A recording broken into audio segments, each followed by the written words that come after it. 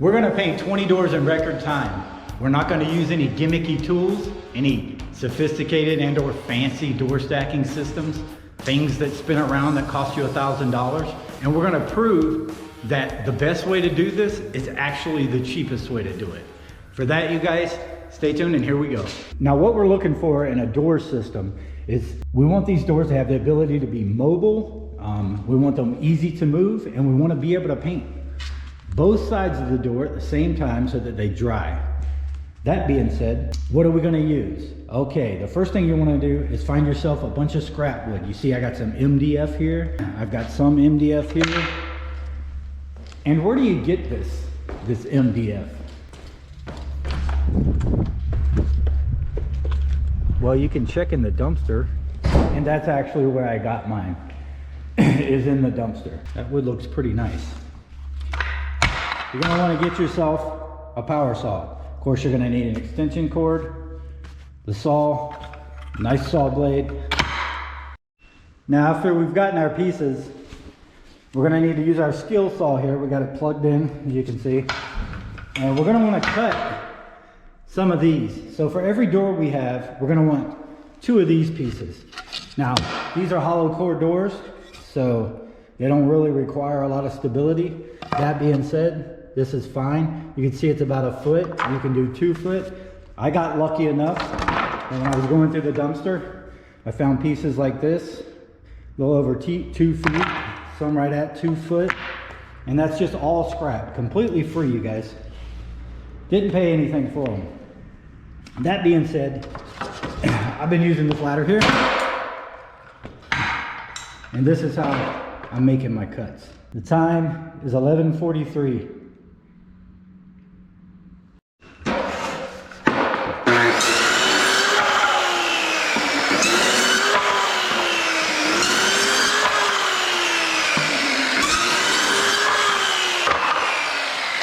Now we have 20 doors, so 2 apiece. We're gonna need 40 of these. Again, like I said, got lucky and found this. If not, I know 40 sounds like a lot, but it's really not, you guys. Cut this up to as many pieces as you can. If you have to, use some scrap 2x4s. Now, as you guys can see, I've got all my pieces here. Now, you're gonna wanna get yourself some torque head bits. These are 8x2, and you're gonna wanna make sure that you go over 1 inch into that door, or over 1 inch. You wanna make sure it penetrates over 1 inch when it goes through. I got a Torx bit, Torx head, and what we're gonna do right now is we're gonna come to the middle of our piece, and we're gonna go about 1/2 inch to 1 inch to the middle, and we're just gonna start a screw. And we're gonna do 2 of these, and we want these to be straight in line like this. So we want a 90, we wanna try to make a 90. Doesn't have to be perfect. We're gonna move to our next one, do the same thing.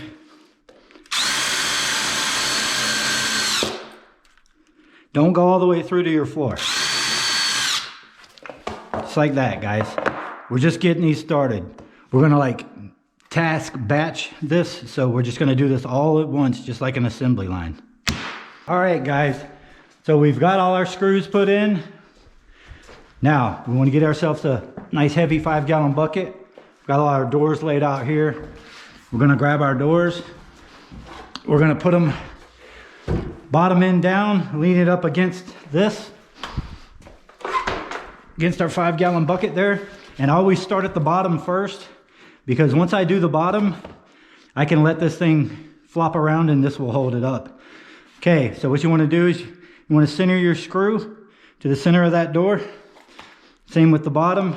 You do not wanna go out and screw through the actual door.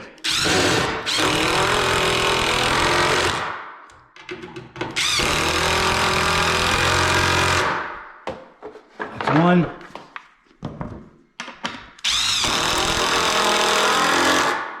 Two.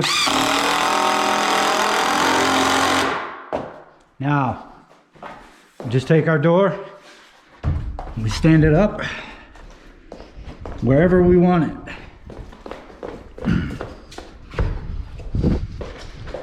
we're gonna do this process 20 more times.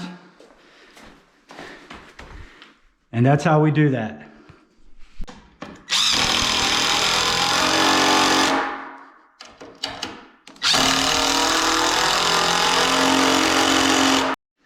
As you guys can see, this is how I'm setting my doors up. Now, how we normally do this is in a garage. It's winter, we have no electricity here. So I've chosen, these walls are already primed and prepped. I can get a little overspray on them before the top coat goes on. So I'm not too worried about it. My floor is covered. But when we do this in garages, we normally just cover the floor. If the garage, and we normally do it before the garage is painted. If the garage is not getting painted, we'll just throw some plastic on 2 corners of the garage wall so that we don't get overspray on it. And we'll set our doors in that corner. But as you can see, it's winter, no electricity. So I got all my doors set up here, and I've got a couple over here, like 4 or 5.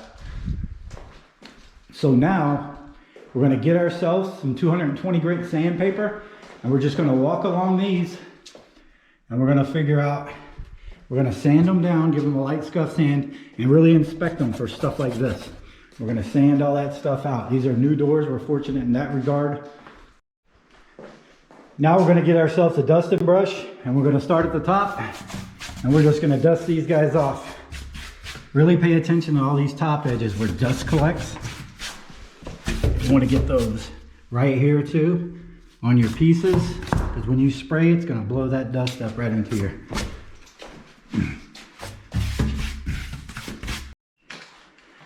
All right, we have our airless here. We're using Amazing Gray by Sherwin-Williams. And this is a medium luster. We're gonna get our airless loaded up. Get ourselves a trash bucket.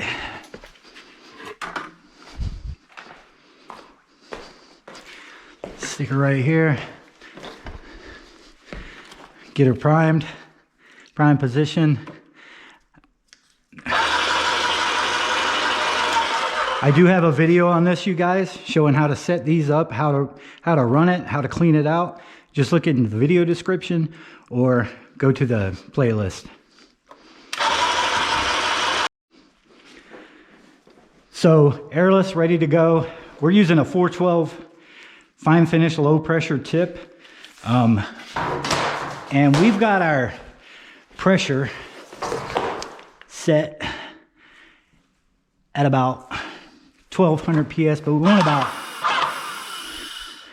want about 1400 PSI.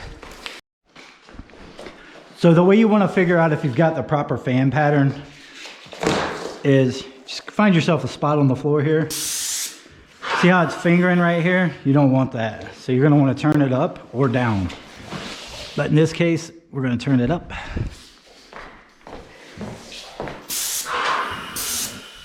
So one point of contention is that do-it-yourselfers can't spray these doors when they're standing up. I beg to differ. I think it's a pretty easy process. The main thing is you want to go at a consistent speed, and you never want to stop on your material or on your door. You want to go over and under. So, and you want to start, we usually start on these edges. You want to start off of your material, down.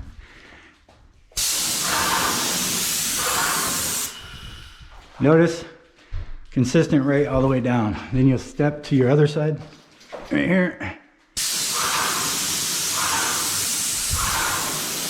I usually hit that with 2 because it's raw wood. Now, you'll come back to the front of your door, start off the material. And if you're new to this, stop right there. Start again on the bottom, butt off. Make sure that you come at this after you come up, come at a straight angle so you don't miss any of these. See how I stopped off? Now, again, we're just gonna go half our fan width over, not the whole thing. And then when you get better at it,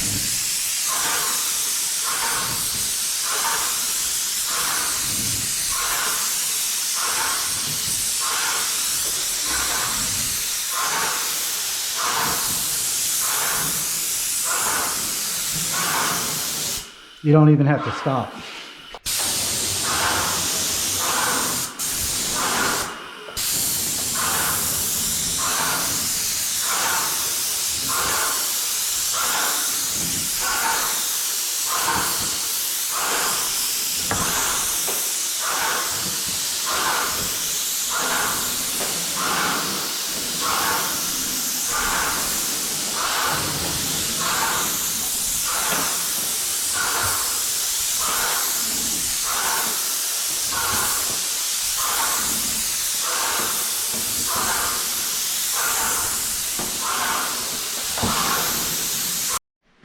One important thing, you guys, when you're dragging this hose around, I like to go around my door and start at my back doors and work my way away from it so that I'm always keeping my hose clear of the door I just painted. So say I would go around this way, paint this door, come back this way, paint this door, come around this way, go around this way, paint the back of that door, front of this door, so on and so forth. Wear a respirator. So again, you guys, if you're new to this, start at the top, off your material. Go down at a continuous rate, stop off. If you're not comfortable starting at the bottom, start at your top again, no biggie.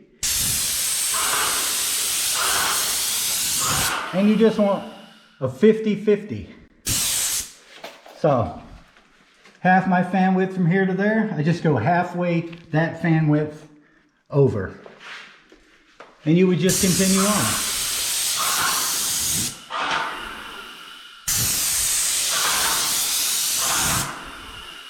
Just a nice, consistent, steady speed, and make sure you're straight to the material.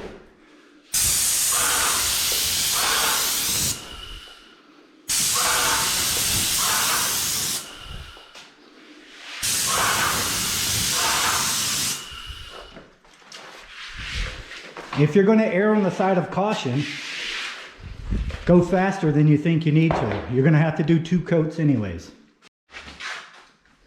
One other quick note, you guys. You can move these things, and what we'll normally do is, to make room in here, I'll move all these doors to one room.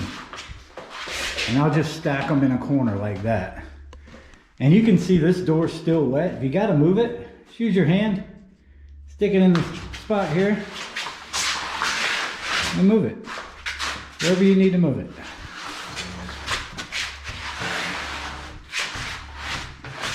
Just like that, even if it's wet.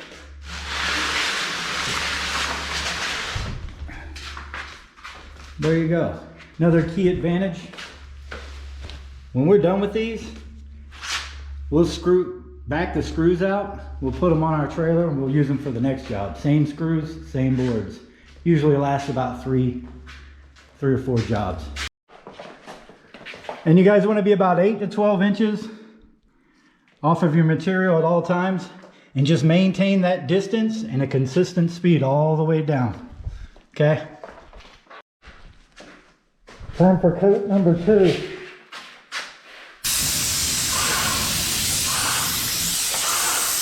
That's it, folks. 20 doors, 2 coats, start to finish. All of these guys are done. A whole lot of them. Pretty shiny. And let's check my time here. 1:26. We started at 11:45, less than 2 hours. Not bad. All right, guys. So, cost of the project, $130 for the screw gun, $6.38 for the box of screws, paint, $35 a gallon, Sherwin-Williams cashmere, for a grand total of $278.84. That versus a $984 spinning thing that you have to put screws in the bottom of anyways.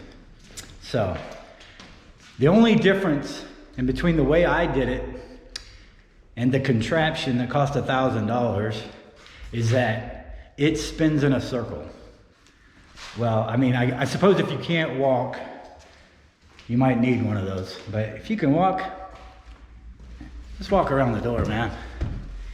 All right, guys. That's it for today's door painting. Don't forget to hit that subscribe button, you guys. Like it, share it, leave your comments. Let me know what you think. Should I buy the spinning door thing or a door stacking system? Or do you guys think this method is adequate enough? An hour and 43 minutes. And that's even with editing, a few hang-ups. Had to run around and get some tools. So probably even faster than that. And you guys can do it too. So give it a shot. If you got 1 or 2 doors to practice on, give it a practice run before you ruin your good ones. Till next time, guys. See you later.